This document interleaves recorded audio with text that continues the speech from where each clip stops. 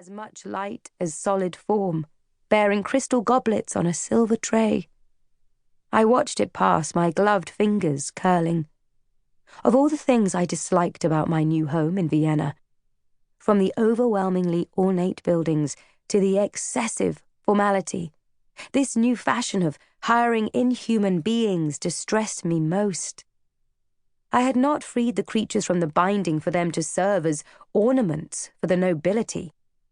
Praetheria, the scientists called them now. Praetheria for the non-scientists, for those who did not simply call them monsters. "Do you make a long stay in Vienna?" my partner, a tall man with thinning hair, asked. I wrenched my focus back. My inattention was rude, and he had done nothing, yet, to deserve it. "I am not certain. I am visiting my sister, Lady Gower, and her husband. He is attached to the British Embassy here." I did not tell him that it had taken a month of wheedling after Catherine's Yuletide wedding before Mamma allowed me to leave England, and then only because Mamma thought gentlemen on the continent might not be so particular, and the money Grandmamma had left me might sweeten the pill of my forward nature.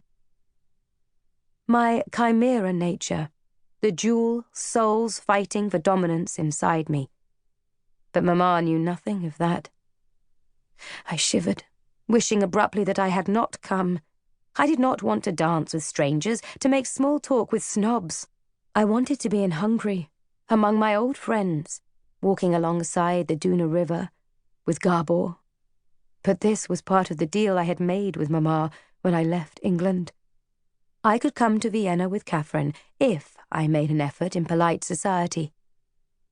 My partner asked another question, and I answered mechanically, my mental image of Gabor's dark eyes and warm smile dissolving. I searched out the creature again, now on the far side of the room. I wondered what it was.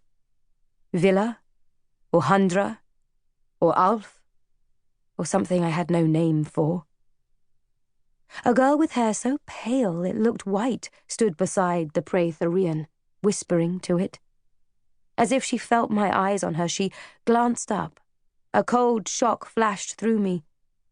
Was she the source of that hunted feeling? But her eyes fell away, uninterested. We finished out our dance with idle chatter, discussions of the weather, chilly still, speculations as to whether Emperor Ferdinand and Archduke Franz Joseph might appear. I doubted it, and gossip, on my partner's part, about people I did not know. Neither of us spoke about the real issue, the reason why so many outsiders had convened on Vienna in late spring, a season when the nobility should be preparing to leave for their country estates.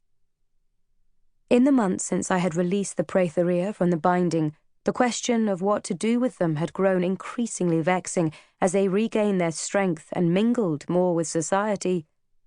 What rights, if any, ought Praetheria to have? Where should they live? A congress to settle the issue was to begin in a little over a fortnight, on the 7th of June. Were it not for the congress, Catherine and Richard might have stayed in England, and I with them. My partner returned me to the corner where Catherine waited, her cheek still flushed from her own turn on the floor. For a fraction of a second, some trick of the light in her profile made me see Grandmamma, and I stopped, my heart aching anew with her loss. Catherine turned at my approach. "Anna, can you not persuade Noemi to dance? I hate to see her buried among the dowagers and chaperones like this." My cousin Noemi shrugged, her fingers flickering upward to brush the glimmering pelican of her soul sign, and then linger on the filigree cross she wore. Matyash's cross. "My brother is but 8 months dead, Mum. My uncle bid me come, but I do not wish to dance." Her hands dropped to smooth the lavender folds of her skirt, and my heart fell with the gesture. Noemi would not have abandoned the black of deep mourning without pressure from her family. I am no longer certain of my steps. Once Noemi had loved a dance, as had I. The revolution and Matyash's death had changed us both. Luminate magicians had smoothed her blistered skin to